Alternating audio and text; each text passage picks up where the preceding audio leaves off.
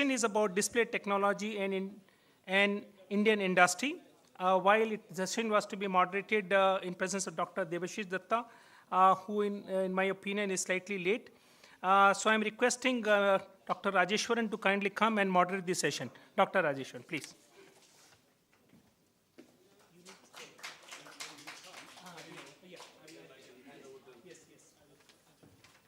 So by popular request, I'm back. Demand. So as soon as the proposed, the actual chair arrives, I'll hand over. It'll be a very smooth transition. Don't worry about it, no fighting. Okay. So let me, while people are trickling in, we'll get this presentation is flexible display technology. Mike, you're going first, right? Is this yours? Okay. All right. So we're going to start this session with two themes. One, continuing story of LCD, OLED, but we're going to focus on OLED and OLED materials, the state-of-the-art displays today, and we'll have Mike Hack. He's the Vice President at Universal Display Corporation. So Mike, please come up here. Then you can see if this is really a presentation. Okay. It says Universal, so it got to be yours. Yeah, okay. So please. Now I'm speaking from memory. I don't know who goes next, but it's, I think, Harit. So now we have talked to LCD and OLED, but nobody has talked about sunlight readable displays and low power consumption, the e-reader, the e-books, all those kinds of flavors of technology, representing that flavor of technology, and to say that is actually better than OLED and LCD is going to be Dr. Harit Doshi. He's General Manager for Business Development or Digital Signage Business in E-Ink. E-Ink is, many of you may know, is located outside of Boston, is an offshoot of MIT, and they work on the front plane technology, which is called electrophoretic displays. So Harit, please come up and join this. Please give him a hand.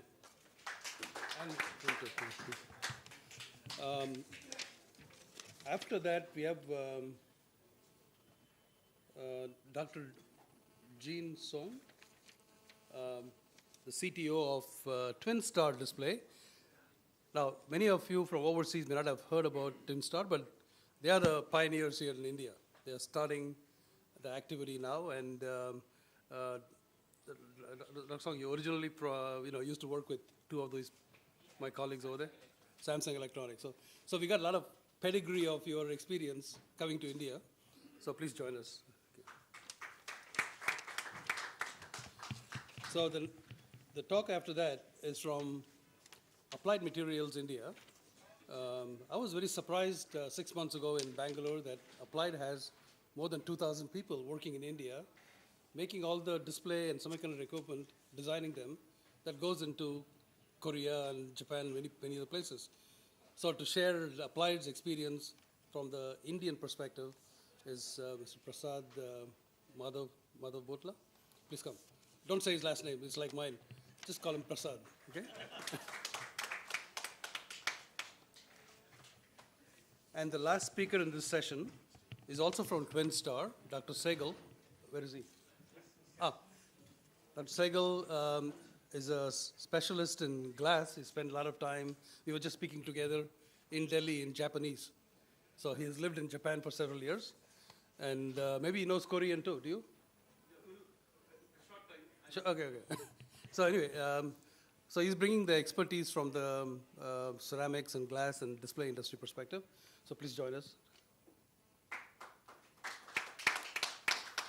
And I think you lived in Alfred, New York a long time. My neighbor from near Rochester, the Alfred University. So please join us. So with that, we start off first the LCD OLED battle with Mike Hack. So I can see high expectations here on the OLED front, so I'll try and not disappoint. So I started off, go to my first slide. Great. So I wanted to sort of make this somewhat introductory talk, and there are three display technologies that are focused on here today. Actually, there's more if you count micro LEDs, and that's another story. But obviously, there's liquid crystal and OLED that we've heard a lot about, and electrophoretic, which is my next talk. And I really said, flexible display technologies here, because one thing I really want to leave you at the end of my talk is that displays on glass are going to be museum pieces. So I think plastic is the wave of the future, and we're in a transition at the moment, and I think it's going to make a big change in how we look at displays. But so, electrophoretics, there are different ways of doing it, and the next speaker is going to do a much better job than I can, but you can basically create an image by moving pigments around in a ball between black and white, and so choosing whether an image you're looking at is black or white. There's liquid crystals that we've heard about, where you basically have liquid crystal molecules that align, and under the application of electric field, they twist, so they can either let light through or shutter light, and that's how you get an image. Or you have OLED, which is a self-emissive, so you're basically building up organic layers, you're putting current through these devices, these organic layers, and you're converting that current into light, and I'll talk more about that. So focusing on OLEDs, it's relatively new, and the OLED work was really done by Ching Tang and Steve Van Slyke at Kodak in the 80s. And this photo's for you, Raj. That's the Kodak camera. That's your claim to fame. My claim to I developed the product. Yeah, that's what Raj developed. And you can see, I'll try not to get this in anyone's eye, a whole bunch of sort of, cell phones there with OLED sub-displays. And then, of course, the OLED field in terms of OLED displays really took off with Samsung, using them from the Galaxy range around about 2007, 2008. And then, of course, LG making the wonderful OLED TVs. And then, of course, we also have OLEDs being used for lighting and now for auto applications. The rear lights of Audi and BMW and other cars starting to use OLED lighting. And then some very, very recent high-performance mobile displays, all with OLED screens. So things have, proceeded rapidly over the last 20 years in terms of OLED displays. So Bob O'Brien isn't here, because I was thinking it'd be redundant to have these slides in, but maybe now it isn't. So this is the OLED display market potential broken out. You can see into the different categories. You see it pretty much is an all-mobile world, but 2017, this year, 24 billion is the forecast for OLEDs, and you can see by 2021, in 4 years, that over doubles to 52 million. Still very much mobile dominated, but some display component coming in. And then we talked about capacity, so this is in millions of square meters there, and yes, I think you can see going up to about 15 million square meters by 2021. And obviously, even though the number of units for the TVs is smaller, because they're so much bigger, about 100 times the size at least, 100 times the area, then you get roughly equal contributions between mobile and TVs. So it's still, yes, the display industry is $100 billion a year plus, so OLED is still a small part of it, but it is growing very rapidly. And, these are sort of some of the new phones that have come out all using OLED technology. And I think you can see that most major set players have OLED displays on the market today. And then there's other products.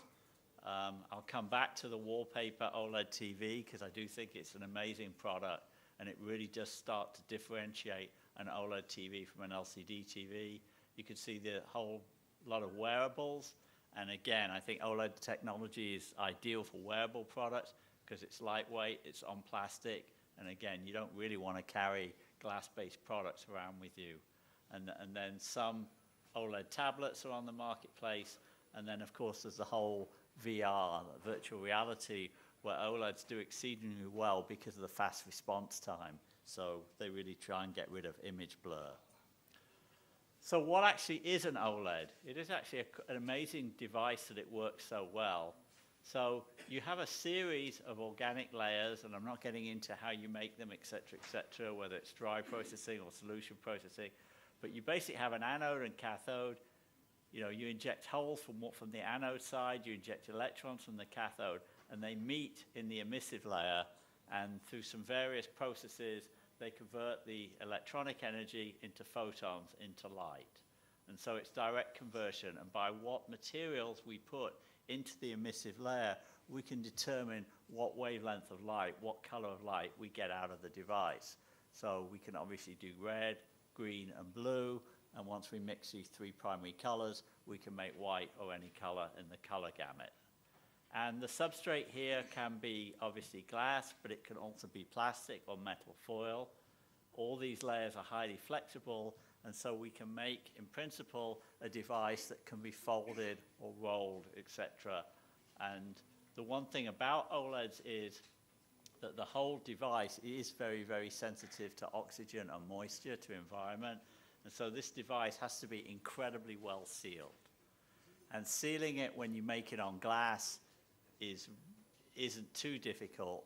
Sealing it when you're making a display on plastic is very difficult because obviously plastic permeates, oxygen or moisture. And so you have to have these barrier layers that have to be cheap, thin, transparent, and flexible. And getting all that to happen in a production environment probably took 5 years longer than anyone thought it would. And so, flexible OLEDs are relatively recent. But I'm going to make a couple of points. So in the OLED versus LCD, there's a lot of, you can go back and forwards about which is better. And, I had an iPhone 7 with an LCD display. I've now got my iPhone 10 with my OLED display. And of course, I'm biased. I'd say the OLED looks better. But to be honest, they're both really good displays. But there's a couple of things. Once you move from glass to plastic, that is a game changer. So at the moment, both, if you look at an iPhone 7 and you look at iPhone 10, they look pretty similar. But that move to plastic, I think, is extremely important. It's extremely important for a couple of maybe non-obvious reasons. One is, so I have on the Apple Watch here. The reason they did a plastic OLED in the Apple Watch, maybe obvious, maybe it isn't obvious. I mean, you can look at this product and say, well, they could have put a glass display in here, so what? The user wouldn't know there's a glass cover on it. But the reason was that they couldn't have got the same size display into this package. Because it's on plastic, the plastic is bent round with all the electrical connections, so they connect to it from the back. You couldn't do that easily with glass. So the point is, it's the form factor of the plastic OLED that is the differentiator. And the same thing, when you go from the iPhone 7 to the 10 or to the Galaxy S8 and S9, the point is it's the bezel. You can take an OLED right to the edge. You can't do that with an LCD. So, the more recent cell phones, what you look at on that display is all on that cell phone is all display. You're cutting the dead region, and that's enabled by the plastic OLED. Now, in a couple of years from now, you're going to start seeing OLED phones that bend and roll, and you suddenly have a phone that you unfold, and it's going to become a tablet. So the phone and tablet are going to merge into one device. So I'm seeing Shakespeare. When this happens, I think the differentiation between OLED and LCD for mobile is going to become dramatic. So I think we're just at that sort of beginning of really understanding what the move to plastic means. So what do we like about OLEDs? So at least for mobile, we'll get into the TV in a minute, it is lower power consumption. I'll show you some plots of that. But I think the image quality is excellent. It's thinner. The viewing angle sort of 180 degree, extremely high contrast ratio. The OLED response time is fast. It's sort of 10 microseconds, not a few milliseconds. It's a self-emissive display, so you're only consuming power when you want to see an image. You can integrate touch well. This low UV output, I mean, this is the whole issue of whether, blue light certainly is damaging to babies, they say. It's probably not good for kids, and it's debatable about how much blue light, even as adults, we want to get into our eyes. But OLEDs certainly have lower UV output than any other display technology. And then this movement to flexible, this is what I'm trying to say, that the move to plastic and the form factor that enables, I believe, will become key and really change displays over the next few years. More cost effective. Well, certainly on the mobile world today, I think the there's about price parity between OLED and LCD. We've heard this morning that OLED TV is probably 2.5x the LCD TV. There's no doubt that's true, but that factor is coming down all the time, and a lot of work is being done into reducing the cost and ramping up the volumes of the OLED TVs. So this is, why is it simpler? Because of when you look at all the components in an LCD, you have the backlight, you have a couple of polarizers, you've got a lot of layers that go into the stack. And when you consider OLED, you really have this active matrix backplane, you put the OLED straight on it, you encapsulate it, obviously you add the drivers and electronics, but there's far fewer layers, and you only need one polarizer instead of two, etc. So it's a lot simpler stack. I agree, it's not trivial to make, and I think the learning curve to be a high yield, high volume manufacturer of OLEDs is going to take everyone several years. I mean, we're seeing that in China. We've certainly seen that in Korea, the effort that they've put into making this technology work. We're seeing it in China now, but the message is that it can be done and can be done well. So this was a slide from SS Kim, 2010. So why AMOLEDs for mobile devices? And I think the answer is yes. It's the thinner, it's lighter, it's plastic, it's the form factor, and they look really good. So in terms of OLEDs or LCDs for mobile, I think that sort of battle is actually over. I think now Apple has switched to OLED. The forecasts are that I think by next year, OLED will have over 50% market share in terms of the mobile devices, and that will, I think, then increase further over time. For TVs, I think the jury is out. I think there's obviously a lot of work's being done, both on the LCD side and the OLED side. I do think the OLED TVs look amazing, and if you see the wallpaper TV that LG brought out this year, this thing is 4 millimeters thin. It sits on the wall. It just looks like you're hanging a painting or a picture. I mean, it really is a tremendous picture quality and a very slick-looking device. But obviously, at this point in time, it is more expensive to produce, although there's a lot of work going on for new manufacturing technologies to try and bring down the cost. So now a little bit about UDC, and I just want to say at the beginning, we talked about entrepreneurship and opportunities for India, and we started off in 1994 as a startup. We still only have, about 200 employees today. We're still relatively small, but we've gone from being a startup to sort of being a pretty mature company at this point. And, I guess the one message we had was we really focused. So we believed in what we were doing. We banked on OLEDs being successful, and, luckily they have been, and we've sort of kept to our message and really become focused the whole time. So we have technology that we've developed that makes the emissive layer of the OLEDs very efficient. So our materials enable almost 100% conversion of electrical energy to light, which is what makes the OLEDs today so power efficient. So our business model is interesting. We've licensed the technology and we supply the material. We're actually a fabless company. We don't make our materials themselves. We've worked a lot, as you'll see, with PPG Industries and collaborated. They make our materials for us, and then we device qualify them before we ship them out. So these are just the examples of bottles of our materials. They go into the emissive layer of the OLED, and they make them very power efficient. And this is a graph. I updated this summer. So this compared the Galaxy Note 8 with, I think, the LCD in the iPhone 8 that came out. And you can see that for 50% of the pixels on, the OLED is much more power efficient than the LCD. If you were showing a full white image, then the OLED would be slightly higher than LCD. I mean, basically, the LCD would stay the same, and we would double the OLEDs that go from 700 to about 1400, so it'd be slightly higher. But, for typical sort of usage of 50, maybe 60%, this OLED is lower power consumption than the LCD. So this is a bit about PPG. They make our materials for us. So purity, for those of you wanting to get in the OLED materials business, purity, purity, purity is absolutely everything. So the key to getting long lifetime is material purity. And in fact, it's such that the chemist really can't detect the impurities. You have to make an OLED device and do accelerated life testing on the device and prove out that that material is good. And we do that at UDC on every batch of material that's made before we ship it out to our manufacturing customers. And just one thing, obviously we pay a lot of attention to the supply chain of those materials. So we shop around the world, I believe, including India and China and other countries for the raw materials. This then goes to PPG. They're made in the States, in Ohio and Pennsylvania, and we're ISO certified. And then we qualify, as I said, these materials at UDC and ship them to our customers.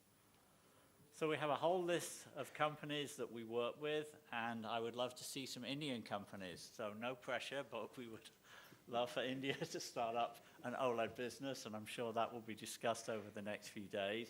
I think it's a great opportunity, and in terms of your net neutrality, you know, the profit margins in the OLED world today are much higher than they are in the LCD world. So that's an incentive to get into this business. And then I believe, you know, that we're still, you know, there's a lot of work to be done to bring the power consumption down. We have smartphones and TVs. OLED wearables are very, you know, you're seeing a lot of them about flexible OLEDs, really flexible, bendable, rollable OLEDs, I think will come out probably in the next 1 to 2 years. OLED lighting is starting to come in as well. So there's still a lot more to happen in the OLED arena. You know, we have to improve the manufacturability, particularly of the TVs, improve the materials, the lifetime. That's always the case. People want brighter and higher resolution displays. But this form factor, I think, again, it's really what I said earlier, and I think we'll see it in this last slide. But once you start having displays that roll and bend, I think it's a game changer, and I think it will be the next wave, as Dr. Shin said earlier, the transformation of displays. So I think the plastic OLED really is the future. So with that, thank you.